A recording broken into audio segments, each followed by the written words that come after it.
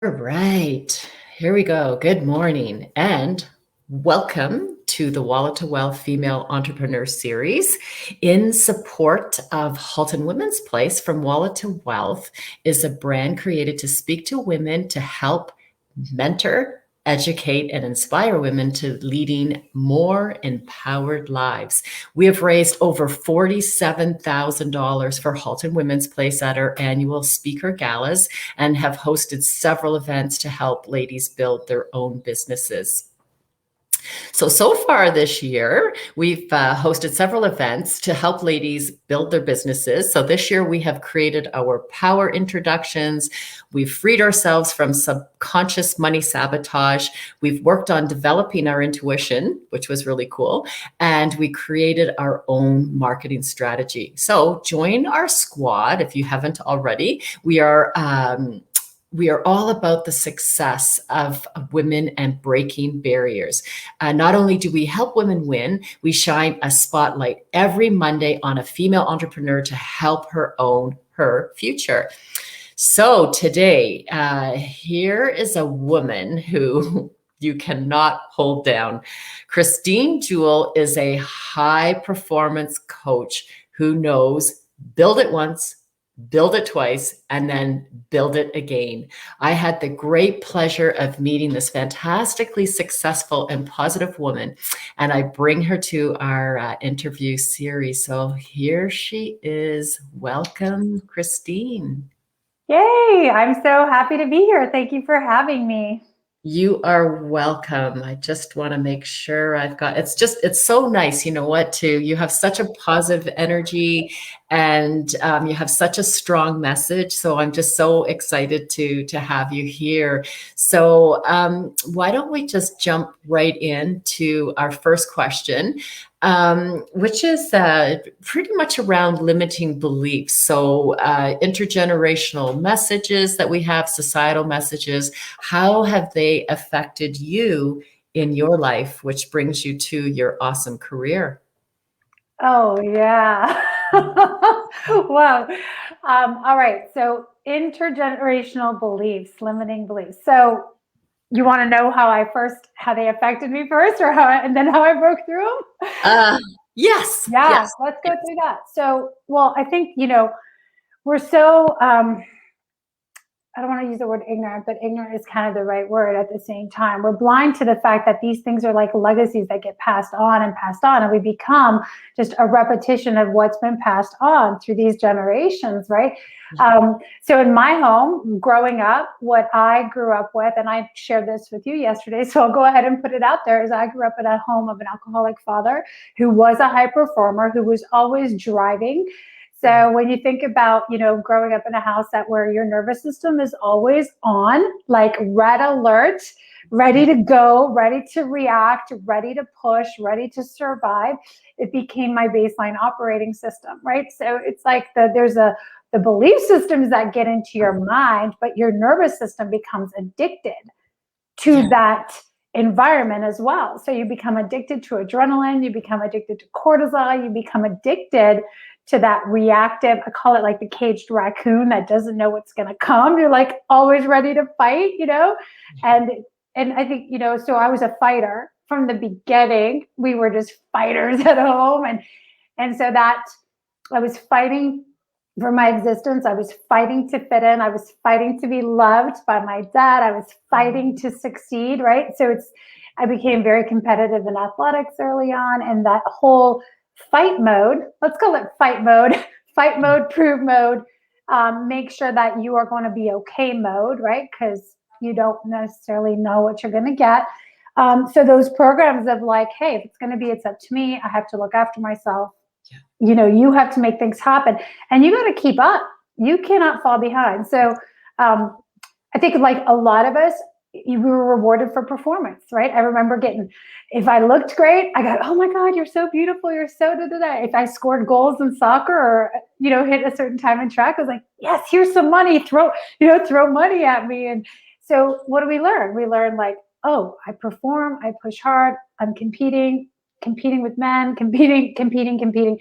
So I think like what you start to develop is this whole programming that says, okay, I have to push, I have to fight. I have to take care of my own back, and I'm in constant competition.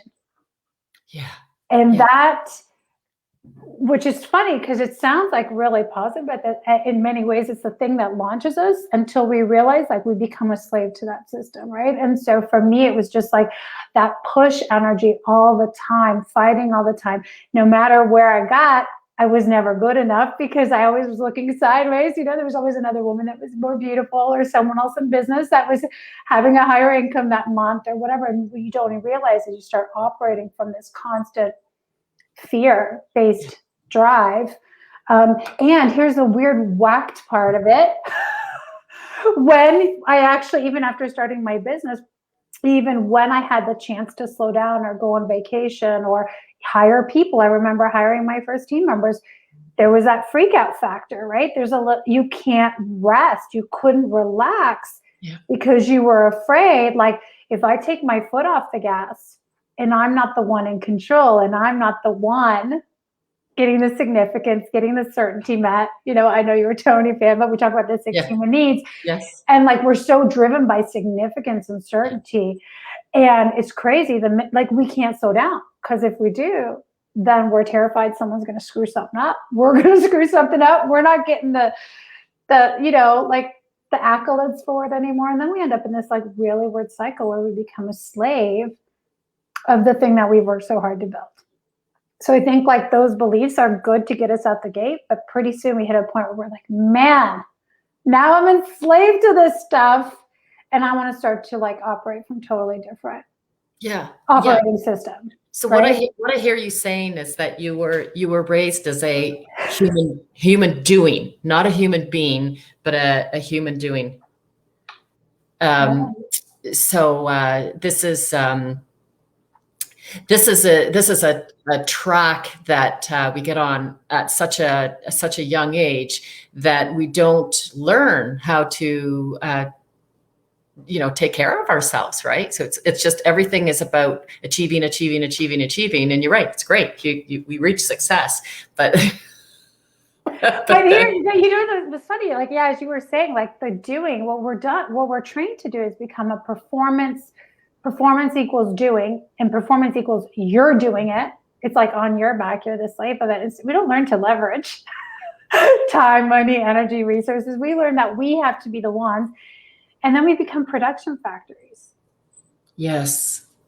And it's like, that is so against what the feminine is created for, right? It's like, we're not designed to be just like production factories. We're designed to be creative forces. And it sounds like the same thing, but man, is it ever different. Yeah, this is great. So you've come to this realization where you actually see it. And a lot of us don't see it. So we kind of run through our lives and we become very unhealthy with it. We become very unhealthy, emotionally. We become unhealthy physically. Like sometimes you see people that are super, super, super awesome at their jobs, but they become very overweight because of the stress they're running through their systems, and they're not able to take care of themselves. And it's not even like that they're overeating or anything. It's just the incredible amount of stress. So what's awesome is that you've learned this, you know it firsthand, and then you've been able to apply this. So you've had a few businesses that are awesome in helping people. So explain to us or share with us how your adversity actually turned into an advantage for you, and how you were able to align yourself with a new vibe. Yeah. So like I mentioned, we started off young. So going back, like when I was 17, we lost everything. That was loss number one, right? Lost everything, lost the home, and my dad lost his job. My dad actually ended up homeless, on the streets. And so my mom and I were like rebuilding. And this was right at the time when I was supposed to go to university and start my brand new life. And I ended up going to university, but staying home so I could be close to mom. So right away you're launched into, okay, so I thought my university was going to be paid for, and I thought I was going to go to F, and I thought, like, it's all this like, well, I thought, and it's like, yeah, that's not your reality. So like, that was like the moment of, okay, put on my big girl panties, like, let's go. And actually, what's neat is, and I think anytime there's adversity, there's always the opportunity to go down those two paths. That's like the poor me or the like, what else is possible in this space? And what was cool was, I don't think I shared this with you, but because I stayed in Orlando, I ended up getting a job for Disney. And Disney, you guys, ladies, whoever's listening here, Disney does great customer service and sales training. Yeah. And it was probably one of the best gifts for me because I really learned how to work with people, how to sell. Like, I made great money, put myself through university. So out of that terrible situation, I was able to put myself through school. I remember having my apartment, my car. I paid everything off. It was great. And then the next sort of fast forward, I met my husband there, and then got married to someone, met the wrong guy, married the wrong man because I was coming out of all this crappy systems from my dad. So we ended up marrying, we just recreate the past. So here I found myself 10 years later going through a divorce after I had built everything up with my husband and we had 3 kids. And, in 2009, it was not a pretty divorce. It was a very ugly divorce. And we had built a business. We had built a big house. We had the pool, the kids, the family, big house in Carlisle, all of it. And I remember thinking, oh, I'm good. Like, I'll be looked after. It's the same story as before. Like, I'm good. I'll be looked after, And what happens is like, no, you're not. I got broadsided financially. I got broadsided. And instead of thinking that I was walking away with more than enough to look after myself and my kids, I ended up walking away with 0 and 3 kids, 3, 5, and 7. And at the time, I remember we went to go live with one of my girlfriends for a while. We were living in her basement. So nothing, right? Like had to start over from ground zero again. In fact, instead of getting money, I got slapped with, oh, you're going to owe $800,000 in debt. $800,000 if you don't just sign off on this agreement. Basically, it got kind of, twisted. So I signed off and walked away. But here's the thing, out of that moment of despair, and I was living with my girlfriend, I'm like, okay, so what else can I do? What do I love? And at the time I had been in health and wellness for 10 years as a coach and stuff like that. And so I remember I was a triathlete. I was training people for fun at a triathlon club in Burlington. And one of my clients, who's an amazing woman, said to me, Christine, you have to just open your own fitness studio. Like you are such a great coach. And at the time I was like, people don't make money with health. That's like something you do for fun. I had it in my mind that I was gonna have to go back to Toronto, get a marketing job, never see my kids, right? Like I was already like, oh my gosh. And I remember something when she said that. We were sitting at Starbucks on Brant and Caroline. You know how you remember these moments? Yeah. And she said that to me, and I just felt like my heart do the leap, right? And that is that inspirational nudge that we all feel that we're scared shitless of. But that was the moment I decided I'm going for it. Like if I lose everything, I lose it. What else do I have to lose? I've already lost everything. So long story short, I ended up selling my wedding ring, the diamond out of my ring, because I had no money for anything.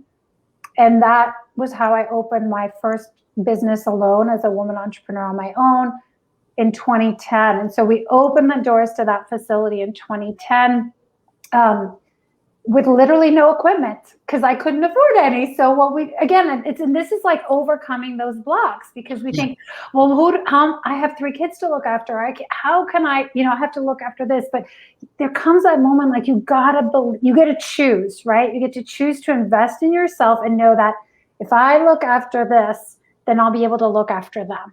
Yeah. If I invest in me and I bet on me right now, then I'm betting on the one that takes care of these kids. Yeah. And I think that's where a lot of us get it like inside out. We're like, I have to sacrifice everything here to try to survive for them instead of what am I going to invest to create for them, right? And so, then we had that studio for 10 years and it grew to a multi-million-dollar business. And here we are, and I did it again, so you just keep repeating that. That's amazing. It's amazing. Yeah. Just amazing. Yeah. And I don't have that business anymore, right? But since then, like we've done it again, created a new business, but it's the same thing. Yeah. Well, yeah, because when COVID hit, then that was a big change for you with the gyms. So, yeah. Yeah, and I want to say, like, sometimes we get, it's so easy because we work so hard to build a marriage, or we work so hard to build a family, or we work so hard to build a business. You know, like I worked so hard for those 10 years to build a marriage. And then when everything came crumbling down, it's like, well, okay, I got to reinvent myself, right? And then 10 years of having the whole holistic health studio, we ended up buying commercial real estate a year before COVID hit, dropped $150,000 to renovate and upgrade the place. And then COVID hit, and now you're shut down. Yeah. And I was already in the works of, wanting to sell it, but literally go from having a business that's worth something overnight to like, oh, by the way, your business is worth nothing. And the good news is the more times you go through this, the more you realize it's not the end of the world. I just get to build again. Yeah. So I mean, that could be so debilitating, and that you have such a positive mindset too. So it's like what you've done is you've taken that adversity that you had when you were young. And I had that too with the Mhm. alcoholic father, and how that really, really Yeah. messes you up, because you're never good enough, right? You're just never Yeah. good enough. So, and it's not that it's done to us on purpose. It's just that because they're never good enough in their minds, that they've passed that to us. But you have that real strong survival mode where you're just gonna keep going. And you've Yeah. aligned yourself to be very healthy, and to use what happened as a catalyst to move forward, a survival mechanism that you have to take you to thrive. So you're not living in a survival mode, you're living in a thriving mode. So tell us about your business that you have now.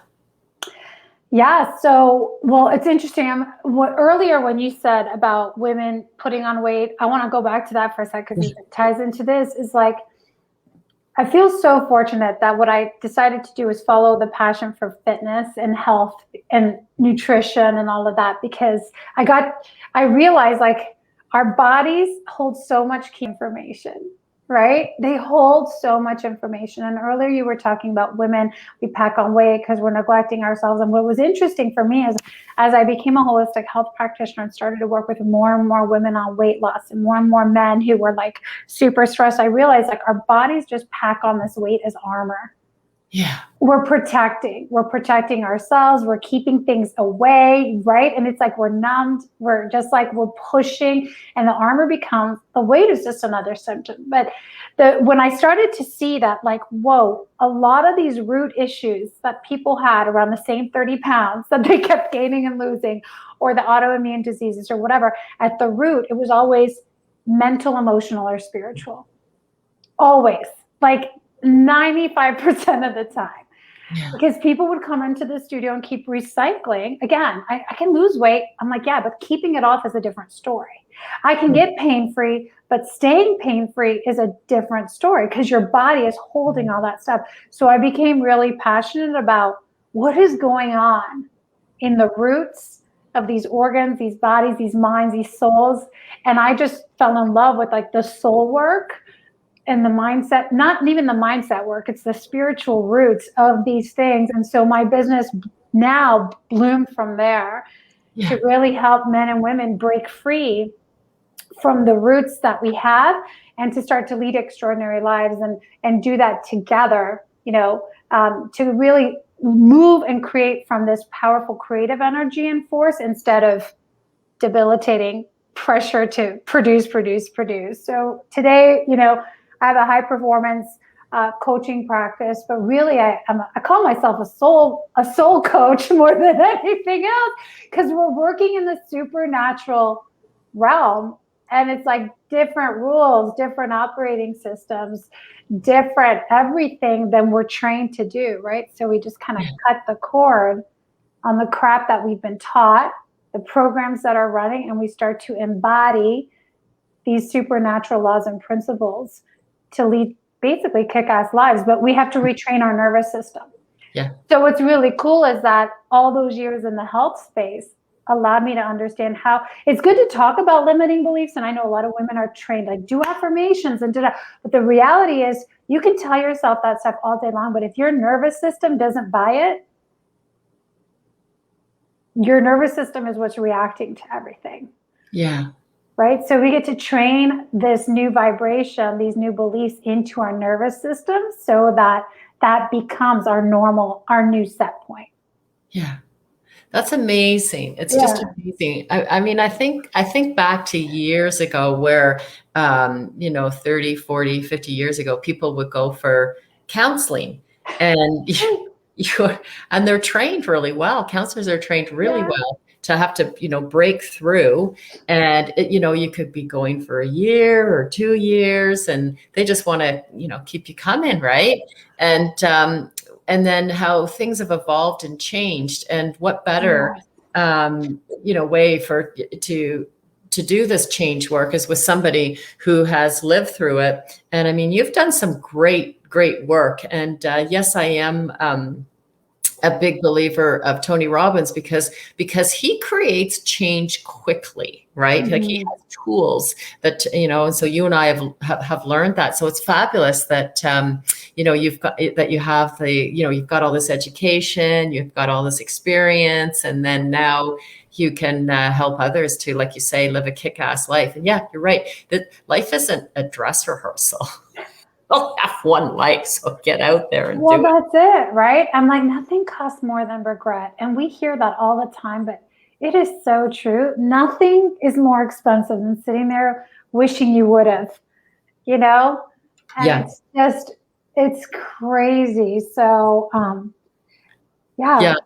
You just have to learn to lean in and lean into those lean into the discomfort and really embrace the spirit of an adventure. Like in all my work, I'm always like, if we can really harness and embody this adventurous spirit, and I know you're adventurous because I've seen you go, right? Like you can actually get excited. You can train your whole body to light up and get really excited about the unknown, which is funny because so many women stay where they are because they're terrified of the unknown, whether it's in a relationship, starting a business, bringing out new staff, partnering. It's just like, I need to know what's going to happen. I need to know that I'm in control. I need to know. And we don't move because we haven't changed our relationship with the unknown.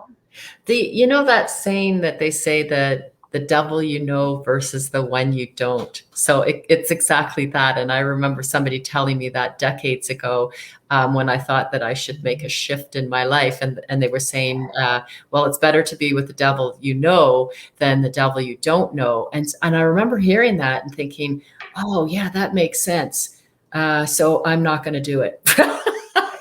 Well, and I want to offer up maybe a new twist for some of the ladies that are hearing here, because this is something I teach a lot, and it's such a simple but really powerful thing. Is that I'm assuming most of the women in your group believe that we are a soul living in a body. I believe, right? I think from what I gather, a lot of the women here are tuned into that. The feminine knows, right? Like I'm a spirit, and I have this gorgeous body to do life in. And that also then means that at any moment in time, I can be a host.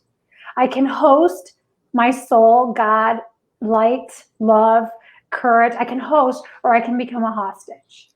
Yes. I can become a hostage to fear, a hostage to doubt, a hostage to, negative self-beliefs, like all of the stuff that we believe. So if we just keep remembering, am I hosting or am I hostage? Like, am I a hostage right now? It's like, right now, just like that, I can become a host, and it's just such a powerful, simple shift that I'm like, you don't need to know what all those limiting beliefs are. Just decide you're not going to be a hostage.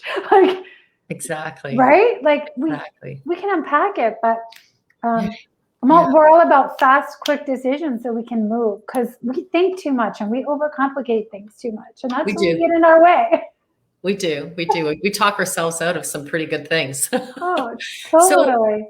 So Christine, tell us how can we work with you? Like how, and I know that you do retreats and you do all sorts of stuff. So tell us what's available for us. Yeah. So a couple things. So I have First of all, I have a free Facebook group. It's called Warriors of the Heart, and it's for men and women who want to rise into, like, I'm going to use the king and queen that God has created us to be. I believe each one of us is sovereign, as you do too, and really to start to rebuild thriving relationships and God-aligned missions, right? Like heart-centered missions. So that is a free group that anyone can jump in. It's called Warriors of the Heart. And you can put that address in after, right? You can put it Yeah, in. yeah. I'll put that in there. I don't have my tech today, so I do apologize for looking down.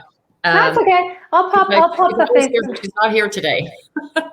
I'll pop the Facebook group in there. So that's just a way to get connected and kind of see what the message is about. Also run some online programs, some online coaching and mentorship programs called The Initiation. And it's when we take the women through the rite of passage to basically unveil the queen inside so that we can start to attract and lead from a place of like true grounded certainty, but creating from power instead of fear. And that is like whether we want to attract our soulmate or embody the next level of health and vitality, but it's like it's total identity shift. So that's that. And last but not least, one of the things we do is we do take people for plant medicine retreats down to South America a couple times a year. And that is a really amazing, transformative life experience that we do a couple times a year. And that is, if somebody wants to go deep, fast, and get a lot of support before and after, we do a lot of prep work before we go, and there's support on the back end. So those are our unlearning retreats. Is that in Colombia? Where are you doing that? Yeah, we do them in Colombia. So we fly into Bogota and then we drive out to it's not quite the jungle. It's not like the deep Amazon, but you're remote, and we spend a week down there, and it's a real life-changing experience. And it's so tight. Like, these people become your soul brothers and sisters, when you come back. And we support people in integration on the back end, because you have these amazing experiences, but it's like anything else. You can go to a conference, you can go to a retreat, and then you come home, and if you don't pull it into your everyday life and do the integration work, it just becomes an awesome experience you talk about instead of the new normal, right? So I'm always about, like, what's the new normal? What's the new normal? Let's keep raising the standards. And I'd love to do both. I love the idea of your Queen program. So if anything that can be put, just a sec, I got an echo going on here. Anything that can be that you can quick link us to, we can look at joining up. And for those who are watching that may be afraid of Colombia, I was just there. And I'll tell you, there was nothing to be afraid of. I have never felt so much love and spirituality when I was that I experienced in Cartagena. Like, it was just, I took a bus up a mountain, and I looked down on the city of 18 million people that have no COVID vaccine. There's zero there. And I looked down, and all these people were just singing and praising God. And just the energy from this third world country, poverty that I had never seen before, and the most beautiful people. And in all my travels in the world, the most beautiful people that I've met are the ones that have zero resource, absolutely no resource. And the love that they have for their spirit is just unbelievable. And so, don't want to get it political here, but listening to the news, how scary it is in Ontario. Yeah, right. You put yourself in a situation like that, like I did, not vaccinated. And I'm telling you, I wasn't afraid at all. So beautiful. Hey, when we hold a lot of joy in our body and spirit, like it's like you repel sickness. Yeah, totally. You do. That's not to say happy people don't get sick, but it's, happiness is the number one factor to longevity. So, and when you mentioned Cartagena, I remember I told you the story of how I met my husband at West Palm Beach. Well, 4 weeks later, I got on a plane with him, and we went to Colombia with this stranger that I just met at Palm Beach at a Tony Robbins event. while we were in Cartagena, and that's where we launched our podcast. It's called the Great Unlearning Project Podcast. And if you listen to episode 1, you can hear the music in the background because the musicians came by the table and we're singing and dancing. We just recorded the whole thing because it's so funny. Oh, such a beautiful place. So you have It is such a such a beautiful, you have such a beautiful spirit. So, yeah, I'd like to thank you so much for being here today, and I look forward to getting to know more about your programs and getting involved Yeah, in myself, because I just love, likewise. I love this work, and I love being surrounded by people that have that, you know, that positive energy of that anything can be. So, I think, like, just to reiterate what Christine is saying, is that really anything you can do, anything in your life, it's a mindset. And I know that it can be very difficult to get to that mindset if you're, you've got all the limiting beliefs that, we all have this, but ruthlessly remove the people from your life that are holding you down. Just do it. It doesn't matter. They'll come back in another. It's not like you're cutting off your friends and family. They'll just come back in another, in another way. It happens all the time, because when we change, it's like a baby mobile. Like when we move, everything else moves. So when we change, those around us have no choice but to change. So in how we Mhm. show up, things will Sure. definitely come to us. So yeah, thank you so much for being here today. And did you want to close off with the last sentence? I'll just say this, ladies, remember that abundance is always around you. Abundance just is. Prosperity just is. And instead of focusing on your blocks, remember, if you just remove the resistance that's in your head, just remove resistance and allow the flow. Like, just tap into everything that is around you, because what you appreciate appreciates. Yeah. What That you is good. appreciate appreciates. I got to put that one in there. I'll type that one in after. What you What you appreciate. appreciate appreciates in value. You appreciate your beauty, you'll start to, the radiance will start to flow. You appreciate the resources you have, resources will start to flow. You appreciate the men in your life, you'll start to see more amazing men show up. It's just the universal law of investing, sowing, and reaping. Love it. Love Mhm. it. Okay.